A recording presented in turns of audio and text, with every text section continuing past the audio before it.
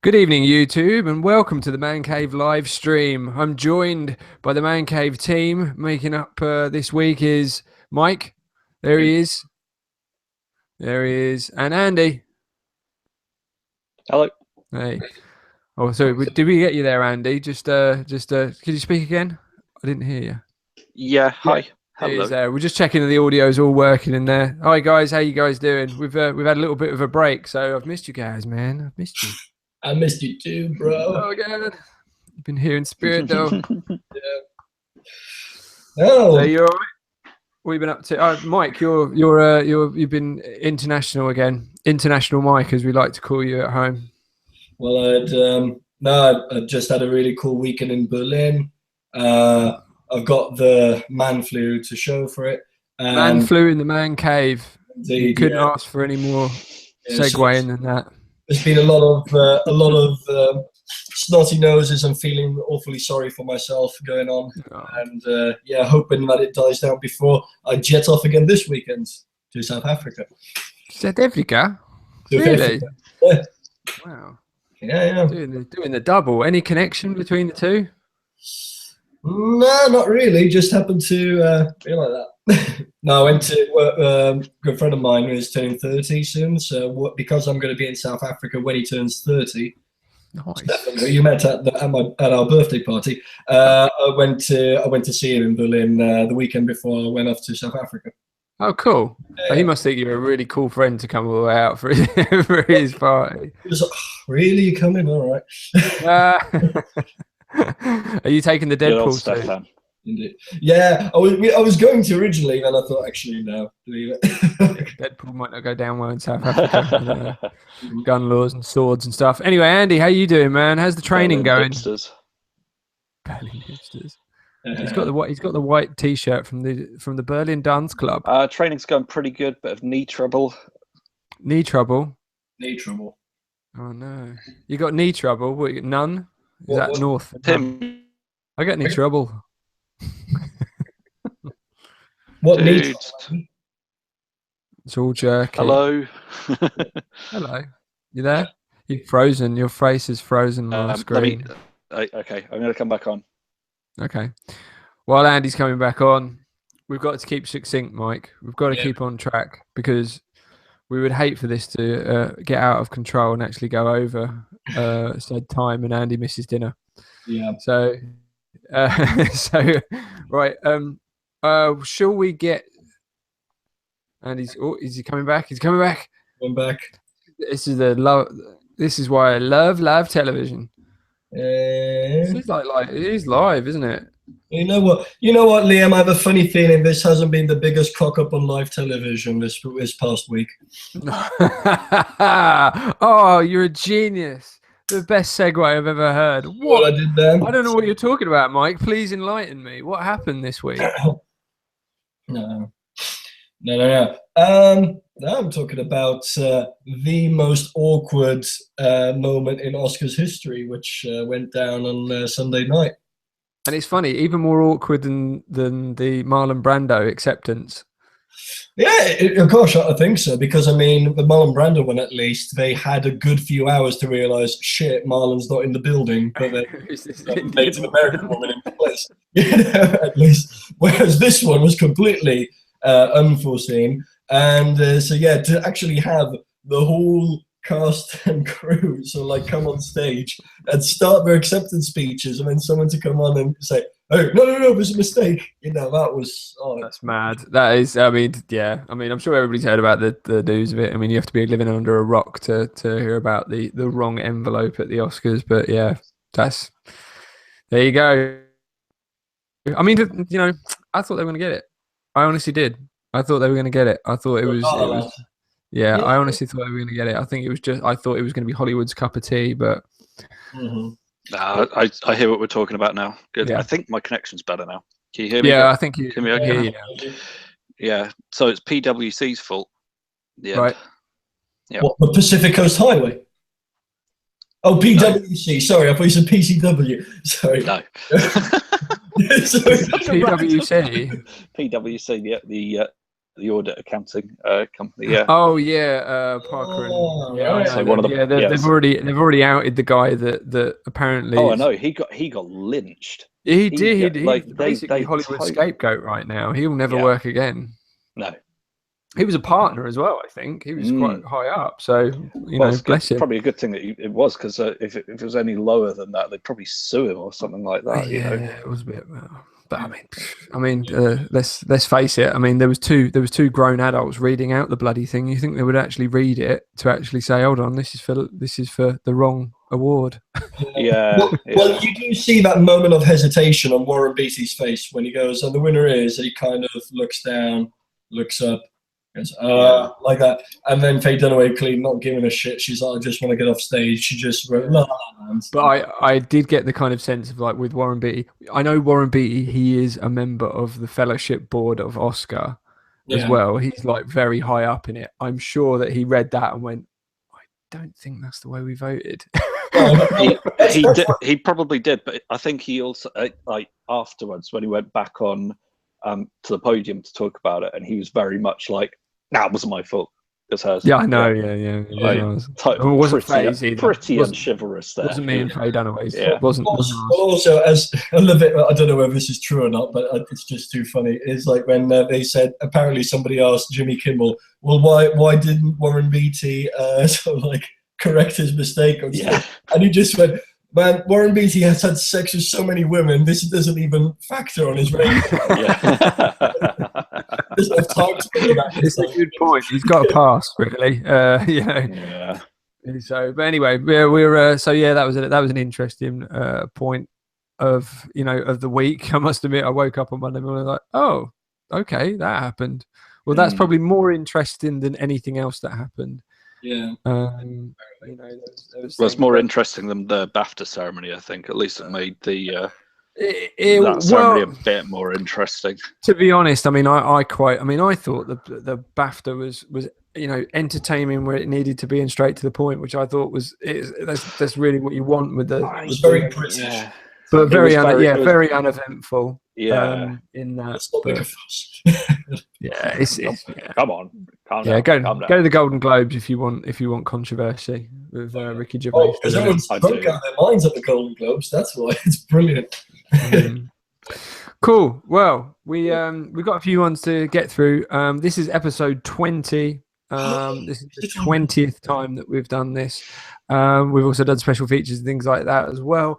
So yeah, we want to kick it off with Andy. We might as well start off, buddy, because you may have to leave us.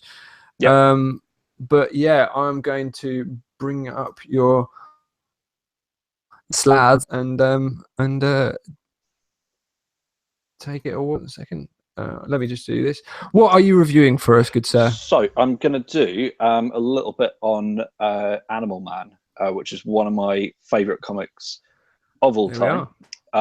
Animal Man. So he's sort of so to go back to his origins, Animal Man is a character from the sort of 60s, a bit of a bit of a nothing character, to be honest. Back in those days, he wasn't really used very well.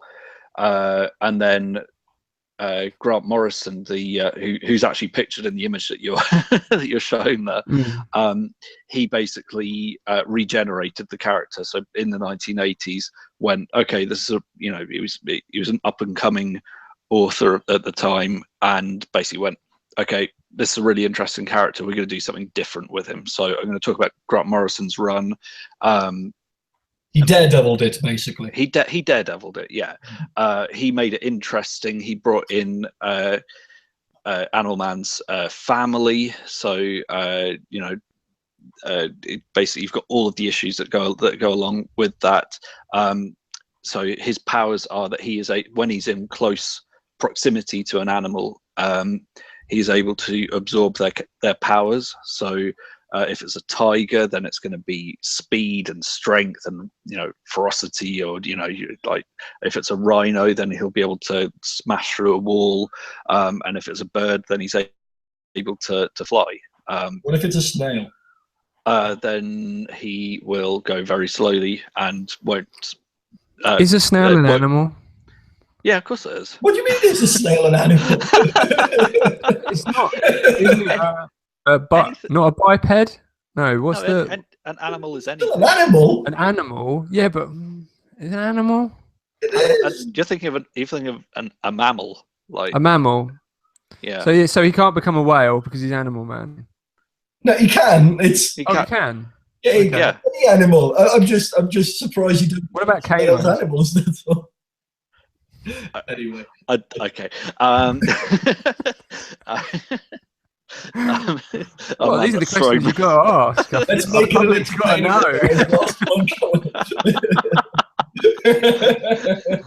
Okay. So he's a vegetarian as well because he can't eat meat. It will mess him up. So that means that he has to force onto his family to be vegetarians as well, and that's got its own issues. And basically, it's so complex and but really, really good, delicious, tasty stories, like really, really good.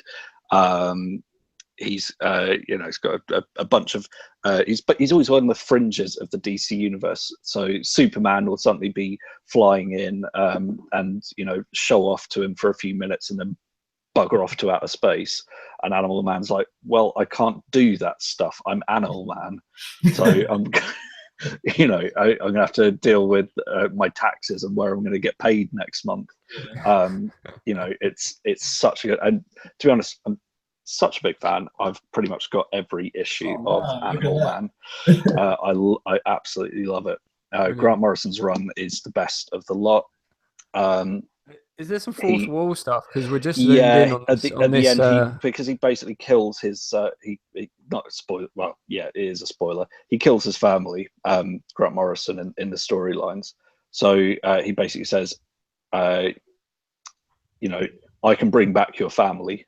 I can write them back into existence, which he does, and then the rest of the story is sort of rebooted for the next writer to come along and take over. It's really exactly like with this one. Animal Man's on the floor with under Grant Morrison's foot. A lot of kind of like tongue in cheek with it. Yeah, like very kind of. But you know what? It's probably that type of artistic license that a writer like on a comic can afford himself only if the comic is not doing so good in sales, because in a way then they're gonna say, well, you know what, you can do whatever you want. Do whatever you want. Yeah, he's not Superman. He's not Batman. Yeah, exactly. You don't have to. Yeah, you have the artistic license to be able to do that kind of stuff. So yeah, he got to do some really interesting things with the storyline. Thoroughly recommend it. It is a weird one. It is a trip. I'm not going to lie. And if you want some more modern Animal Man, then I thoroughly recommend Jeff Lemire's run, which was part of the New 52. That's a really good storyline as well. Easily, like the second best storyline in the New 52 run. Like after Batman by Scott Snyder. Yeah. Okay. It's very, very good. Oh, excellent. Oh well, yeah. Animal Man. Has this been serialized, or has this been picked up by anybody? Like, has DC ever tried to make TV or anything like that from this? I don't know, but I don't see why not. To be honest, I think it'd make a pretty good TV show. Yeah, they had Manimal. I don't think that's the same as this. It wouldn't be. I don't think so. Anyway, yeah, good one, and well worth a read. Excellent. Cool. Oh, that's good. Right. Okay. Well, we might as well moving swiftly on now. Michael's very excited about this next topic, and I am too, actually. Yeah. It ties in extremely well with a recent release that we've been publicising on our new Facebook site quite a bit. Hoping people have actually had a chance to check it out. We try and put cool things that we think you should know about on our page. We also kind of post when we actually do post new content on the channel, so it's well worth checking out. So your next topic, okay, Mike. My next topic, it ties in, like you said, with an upcoming release, a very upcoming. In fact, it's coming out tomorrow. I'm talking about Logan. And it also ties in, Yes. yeah, and it also ties in with our. It's been kind of a Wolverine themed past few weeks with our podcast, because I've been reviewing some of Wolverine's best storylines, and I think, without doubt, Andy, you can tell me if you agree with this. I think Old Man Logan is quite possibly the best Wolverine storyline ever. I think. Don't know. Shots? Never read it. Oh, Never read it. Oh. never read it. Oh gosh. Wow. Okay. Yeah. All right. Well, then, in that case, let me set the scene. Written by Mark Miller, so who's the creator of Kick-Ass, and he also wrote Civil War for Marvel. He wrote also Wolverine: Enemy of the State, and this is quite possible. With it being Mark Miller territory, it's you're going to get something bleak, and this is arguably one of the bleakest stories Marvel's ever told. It's set in a very dystopian future where the villains have won the battle against heroes, and America's been split up into 4 different territories. You have the East Coast, which is taken by the Red Skull. Then you have sort of like the Midwest, which is taken by Doctor. Okay, we've got the map up now, so you can see. Got Doctor Doom taking. And Kingpin taking the Midwest, and then you've got the Hulk taking California instead. And looks like the Cannonball Run. in this world, there are little to no heroes left, and Wolverine, who no longer goes by that name, he just goes by Old Man Logan, has set up a family in sort of the Wild West. And the look and the feel of the comic, it very much feels like reminds of Unforgiven by Clint Eastwood. Even Logan's look in this is that of an old cowboy, a very old grizzly cowboy rather than a superhero. And the premise is he gets tracked down by Hawkeye, who's now blind, and he says, "I need you to help me drive across America to deliver something to someone," basically like that. And it's about Old Man Logan going on this journey with Hawkeye, who's now just known as Barton, as in Clint Barton. They've all ditched their superhero names, and it's this journey of kind of like rediscovery in a way, which leads to a very sort of gloriously visceral, violent ending, and there are quite a few showstoppers throughout. You have one bit where they're driving through the desert, and you just hear Barton saying, "I wonder why they call this area Pym Falls." And then it's almost as if you pull out and you see a huge panel of it's a huge giant skeleton of Hank Pym, as in like giant man, just like who's spread across the valley. Wow! And it also features a genuinely creepy redneck version of Bruce Banner / the Hulk, who's quite scary in this, and it's quite an epic tale. And throughout the majority of the comic, actually, Logan does not fight. He refuses to fight for reasons he won't disclose.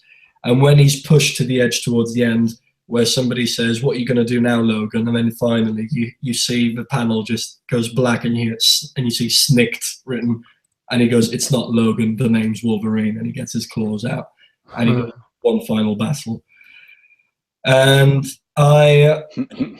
it's not likely that Logan the film is going to be heavily based on this, because Fox does not hold the rights to a lot of the characters that appear in the comic, but I think there are going to be hints of it throughout, though. So I'm really looking forward when I go see it tomorrow night to see what is it that they've lifted from the comic. And I do think it's quite possibly the best Wolverine story out there, and it's illustrated by Steve McNiven, who we already discussed last time around. That is one of the best artists from Marvel. Yeah, Steve McNiven also did the Death of Wolverine. Oh. Sorry? I said, Steve McNiven did the Death of Wolverine as well, didn't he? Yeah, and Civil War. So, yeah, excellent. Well, so that's definitely. And now with this, I suppose for people that are actually interested in the new movie, Yeah. like you said, you don't think they're actually going to use much of this. This isn't the movie. Is not the story of old Logan, is it? It's. I think. How can I say? The premise of an older, reluctant, more vulnerable Wolverine is going to be pretty much the same as Old Man Logan. But I think that's it, because you don't. Fox doesn't have the rights to the Hulk. Marvel Studios does. They don't have the rights to Clint Barton, and those two are very key characters. And they don't have the rights to the Red Skull, who's also a key character in it. So. And also, I don't think the setting for Logan is not post-apocalyptic either, is it? It's sort of just modern day, isn't it? I think it's not. I don't know yet, but from what I've seen in the trailers, it seems very downtrodden wherever they are. So not very. All I've seen is deserts and ghost towns in the trailers. I haven't seen them. American Midwest. Yeah, that's it. Could be South Texas, Yeah. So, mind you, I go to Port Talbot sometimes. That looks post-apocalyptic. So go to Boston and Lincolnshire, similar. So excellent. So we've got that now. What do you recommend? Because we've talked about kind of like people jumping in for the first time and stuff like that. If you're a comic book fan, obviously this is a must. But to actually, would you recommend anything to build up to this? No, it really is standalone. It is completely standalone. And how many books in the series? So, well, I've got just the one. I mean, it's. So is it made up of how many kind of comic books did this make? 6, I think. How many? 6, I think. 6. Sounds about 6. Right. Yeah. And do you get them all in just one graphic novel? I'll just get them all in one graphic novel. Excellent. But, I'd say probably a good build up to this. I don't know if you'd agree, Mike. Is other Mark Miller stuff, maybe like Superman, the Red Dawn, things like that. Yeah. Other sort of one shots that he's done. Maybe Civil War as well. That's actually quite a good point. I mean, fact is, Liam, I mean, I know in an ideal world, I'd love to be able to say to people, oh, if you want to read this, then you just need this many issues, and then then you got the complete story. It really never is like that. You just need to go in with good faith that the story is going to make sense on its own, and the best ones do. Kind of find your path where you want to look into it more, I suppose. Well, it's like what Joss Whedon says. Like you shouldn't have to see every film that's come before the Marvel film that he's making. You should be able to go and see Avengers: Age of Ultron in theory, and be able to understand what's going on in the plot. Like from the outset. In theory, I'm keeping that as a backup there. But Well, that's cool. I'm going to be looking forward to seeing the movie tomorrow. I feel a little bit. Do you know what? I feel a bit sad. I feel excited but sad because I haven't enjoyed these movies as much as I would have liked to. Like the Origin and the Wolverine, I don't think has done it justice. I think Hugh Jackman is a great Wolverine, and he deserves to be in a good Wolverine movie. Yeah. But I feel it's cruel punishment that if this is a good one, it's his last one. Well, it's either that or it's fitting. You know what I mean? That they got the last one right. I know, yeah. I mean, and also the X-Men's one, they could have all been so much better. He might, I suppose, jump into it, but we can have a new talk about that on our thoughts on our next discussion about it and where we see the series going. There's so many comic book related content coming out, and I'm really looking forward to talking about all of it. We've even got the Star Wars to kind of like end. At the end of the year as well, which is going to be a great, it's going to be a great treat to round off the year. Oh yeah, absolutely. So cool. That was Old Man Logan. Pick it up, have a look. I'm going to just quickly go over a couple of films that I think might be worth seeing, or if you were thinking of going to see it. The first one is a Oscar-nominated film, Fences, starring Denzel Washington, and Best Supporting Actress Viola Davis. There was been some hype about this movie. It's an August Wilson play adaptation, screenplay.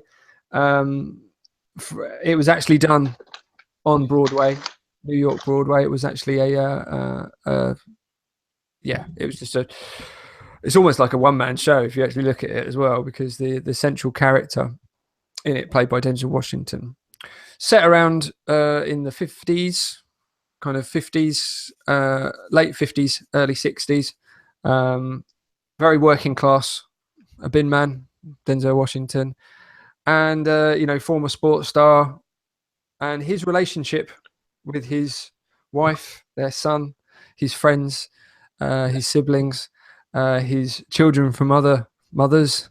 And it is it feels completely like a formed play. It is a stage. There's about 3 locations in the whole movie. You have the backyard, you have the living room, and you have the front yard, and that's basically it. All of the conversations are made up over that time. All of them are related to what's happening in their lives, and they all seem to be centered around this very larger-than-life character played by Denzel Washington. Former Baker, everybody said, "Man, you could have been great," and he always blamed his not being great because of the. They were saying that the black, because there was a segregated baseball league back then, so there was a black league and a white league, and the two didn't really meet, and times were changing. He wasn't really accepting it. Anyway, it's like I said, it's very well done. It's very there's a lot of stage direction which they're obviously taken there. People know their places. It feels very much like a play, and it is a play. There's a lot of dialogue there that they fill the scene with dialogue that normally you would fill with the camera moving somewhere to tell a story, or the camera kind of like telling more. But because it's it's supposed to be performed in front of a live audience, and you do get that, then you do get these great conversational pieces, you get these great dialogue.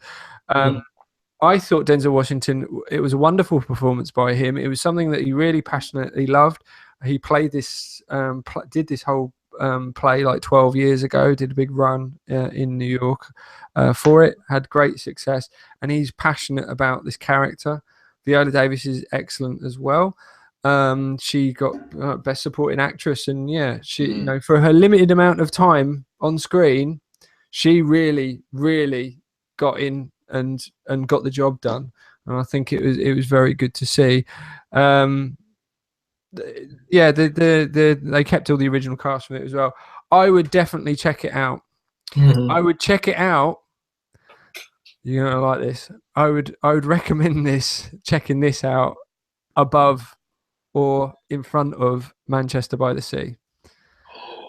I thought this performance was more of a kind of trained ilk, and much more captivating. Watching, much more captivating, and like I said, it's just very good, well put together cast, and I think it's a very good film that you should definitely take a look at. Don't expect it to be big budget and stuff. Sometimes it's nice to step away from the big budget, big spectacles, and just watch 3 or 4 good actors in a small space, do well in that environment together and feed off each other, which is very good. The other one I wanted to mention as well is The Founder. Oh, yeah, I'm interested in that too. Really. Yes, The Founder. I thought I'd give it a look, and it stars Michael Keaton. Michael Keaton should be in more stuff. Yeah, I think so. I think he's really coming to his own at the moment. He's getting roles, and I think as well, from what I can tell, he's picking his roles. He's picking his roles, whereas I don't think he was before. He's now picking his roles. He's looking where's the meat I can get. I can get to the story of this. Anyway, The Founder is based on Ray Kroc, which was the traveling salesman who found a fast food diner over in San Bernadette, I think it was, over in California, just outside of LA. Yeah. And it was McDonald's. It was by the McDonald's brothers. Yeah. And they'd come up with a system of how to actually make fast food. Nobody had ever done this before. There was all drive-throughs and everything like that, and it was absolutely alien to anybody that actually came into this. It was good quality. It was it was kind of like quickly produced, good produce and quickly produced.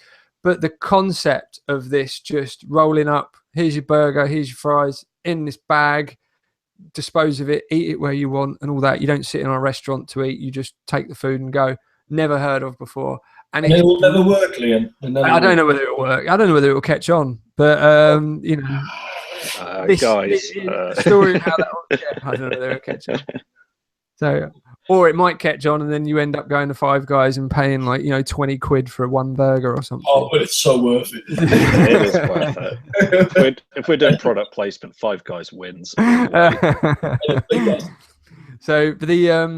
So yeah, it was. I mean, I didn't know this story. This is obviously the McDonald's people. This is a Harvey Weinstein. So obviously he's managed to actually you know, get someone on board to actually do a well, I wouldn't say. I suppose it is a very positive movie about the conglomerate that is McDonald's, and also kind of lifts the veil on the actual model of it, which I found really interesting, because it was just like, well, this is, you know, they kind of come to the conclusion in this film is just like, they're not actually in the burger business, they're in the real estate business. And that's a key point. Yeah, that's a key point into it. But anyway, it's very interesting. I think Michael Keaton is great. He kind of brings you in. He makes you really care about him. He makes you really care about the brothers and everything. And then he just develops. He develops over time, and you just go, well, I'm not. And he kind of brings you, you know, he kind of brings you into to rooting for him. But then he has this weird way of actually turning you as well. That's a really clever thing to do, to actually go, right, I know how this guy's, you know, I know what this guy is. I'm totally for it. And just like, oh, as the character's growing, I'm not too sure whether I'm on board with this. And yeah, he does very interesting things of kind of changing perceptions of it. And yeah, it was a pretty cutthroat business, and I would definitely recommend seeing it. I wouldn't say it's majorly groundbreaking or anything like that. I would probably say that if you can wait till it pops on the TV one afternoon, I wouldn't say it, you know, go searching for it. It's not going to change the world or anything. But if you're interested in the subject, it is a decent movie to watch. And watching Michael Keaton is well worth the admission. So yeah, I would definitely say it's good. I don't know. I think it's getting a lot of mixed things, because there's a lot of the public that don't really want to back McDonald's and what they stand for, and so they don't want this movie to be good. Yeah, but it's like when people saying, "Oh, I'm not going to go see the Facebook film when The Social Network came out," and then you realise it was actually a tale of betrayal between friends, which could have been in any setting, in any conglomerate setting. Yeah, and you see a lot of similarities to The Social Network, to this, a lot of them. You know what's my favourite factor about this film? One of the proposed original titles was The Burger King. I don't know why. Yeah, that'd be a bit too cross. Mixed messages there, I think. Yeah, definitely. Right, I'm going to head off, guys. So all the best, guys. All right. Okay, we'll see you later. See you later. Bye. Cheers. Bye, Andy. Goodbye. Right, yeah. Okay, well, we're yeah, and that's it. Drop the mic. Right, I just wanted to just quickly talk about some content that we got coming up. We are, I am actually producing. I've actually put up the first part of Ghost Recon beta that I played. Couldn't find anybody else to join me on that one. Everybody was pretty busy, so we couldn't get anything on there. I played the first level. I apologise now if the content's not great, and watching me play play my awful way I play that game. The second part is going to be up tonight. I'm going to work on that later, and it's much better. There's a lot more action to it, and you can see a lot of it. I'd probably say it's a military GTA. Yeah, it did give me that impression when I watched the video, to be honest. Very much. Yeah. And if you're into that, brilliant. Military GTA. The only way to play this is with friends, though.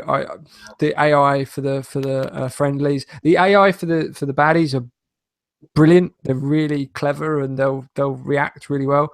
The AI for your own team, if they're just all computer, is rubbish. They're not even there. What, worse than me, Ali, and Ash when we were playing Titanfall? Well, let's not get crazy.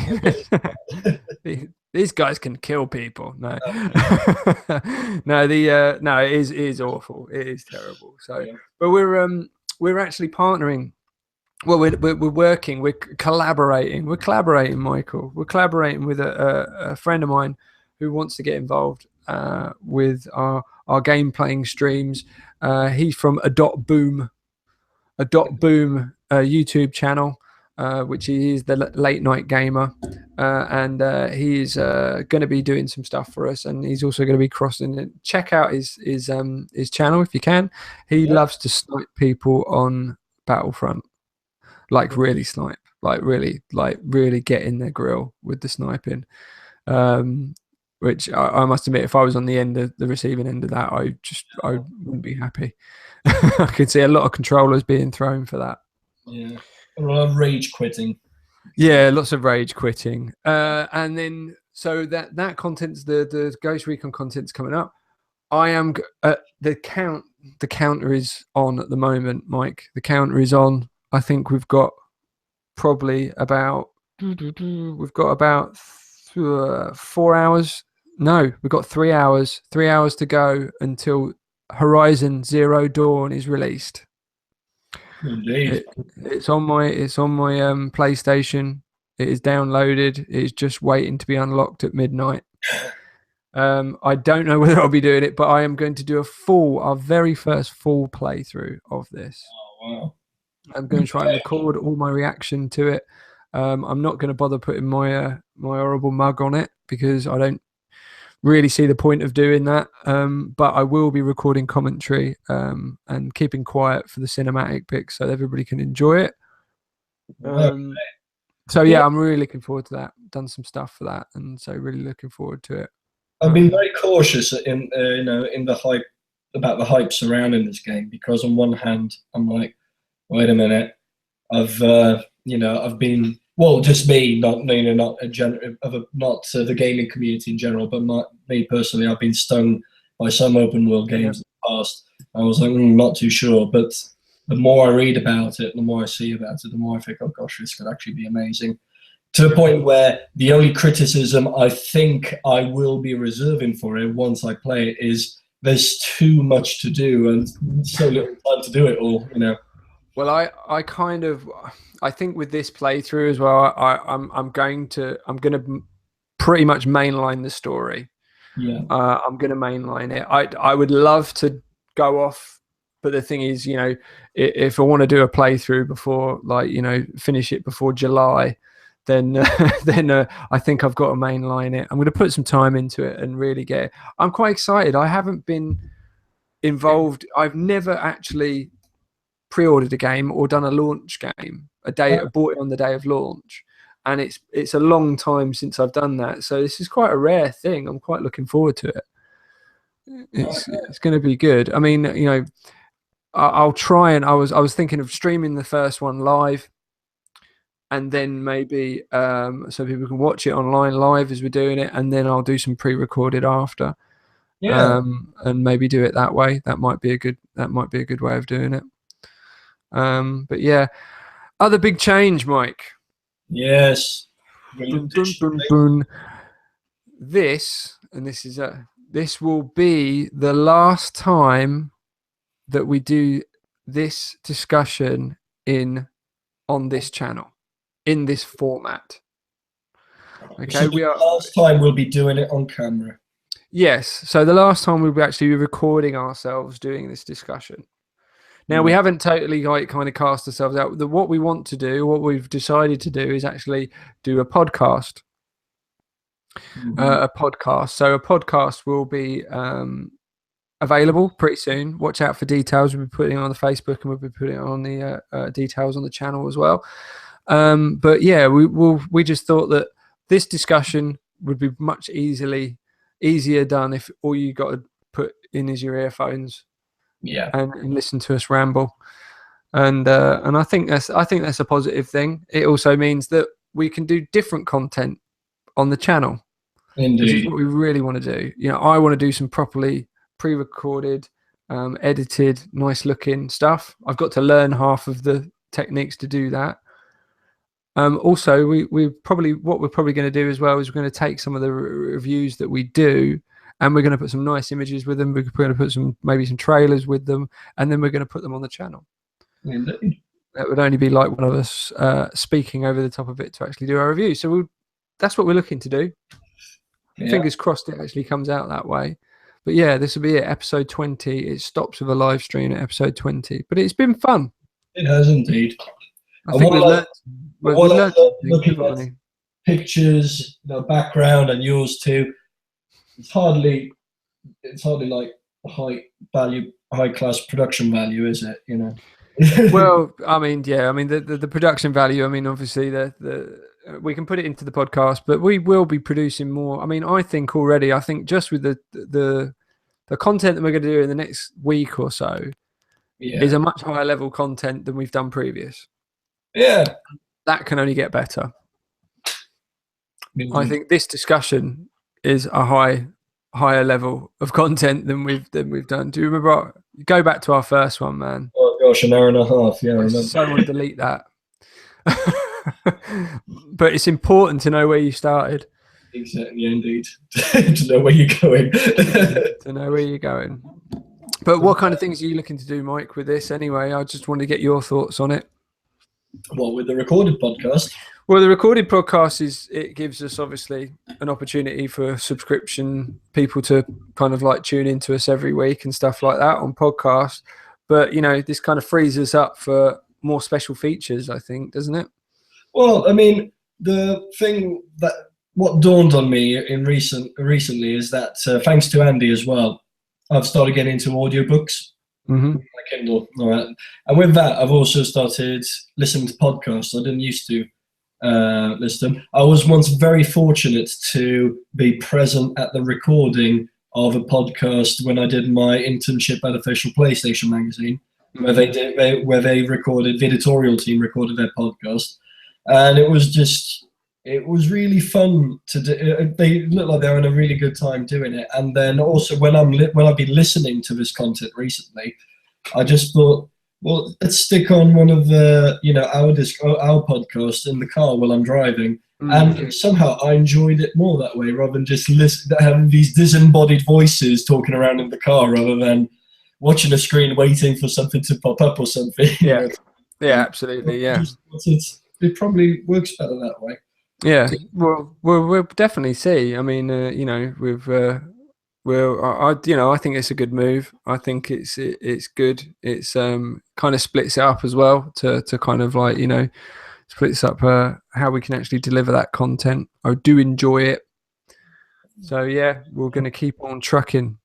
And I wanted to end on a bombshell. I think it's appropriate that we started this with some of the topics about comic books, which was very new. I knew about it all, but I wasn't a collector.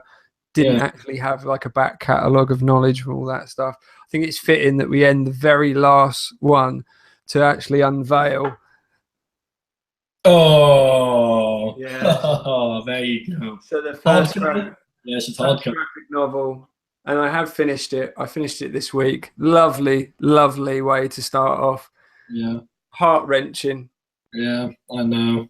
But very comic book finish. Yeah. Like, okay. Like that. Like, no kind of that. I wanted more. I know. Honest. I wanted more. But yeah, there it is. First graphic novel, first set of the four things. You've come full circle. Come full, we're full circle. I was asking at the beginning of this, I was asking you, how do I get into comic books? And at the end of it, I was like, ta-da! There you go. That's it. So yeah, well, thank you very much for joining us. If you did, and watch out for the Facebook. Please subscribe. Watch out for the Facebook. That's UK Man Cave is the Facebook page. Facebook.com UK Man Cave. There'll be a link in the description. Like, comment, subscribe. Please interact. We're trying to get a community going with this, and please join us because the people we have involved really like the content, and there'll be more of it coming. Yeah, Mike, I want to thank you as well. I'm going to miss your beautiful face. I think I need you on camera more. I think we need to do some special. We definitely need to do some playthroughs with both of us commentating. And Liam, I find that if you pick up your graphic novel and you turn to the last page and you see the very last word of that story, I think that's a very good way to end this podcast. I think so as well. I'm just now. Of course, I've got bonus content in this. This is not rehearsed at all. What you mean? Death of Wolverine bonus material is your? No, the last line in the story. Yeah, the last line in the story. So basically, we're going to do that. Is that it? No, if you turn behind, if you go back. Well, that worked. I'm glad we rehearsed this. Yeah, but I don't know, dude. I've just got bonus content. All I've got is bonus content. I thought the very last line was. Yeah. Was it? Does it not say? No. The very last line. Logan's very last line. Logan's very last line. So sorry. Hold on. Let me just get the very last line. Enough. There you go. There you go. Well, that went well. That was clawed out of me. So enjoy Wolverine. Enjoy the Logan show tomorrow. The Logan film tomorrow because I'll be there as well. I'll be watching it in my cinema. So yeah, thanks for joining us, guys, and see you on the channel. See ya. Bye.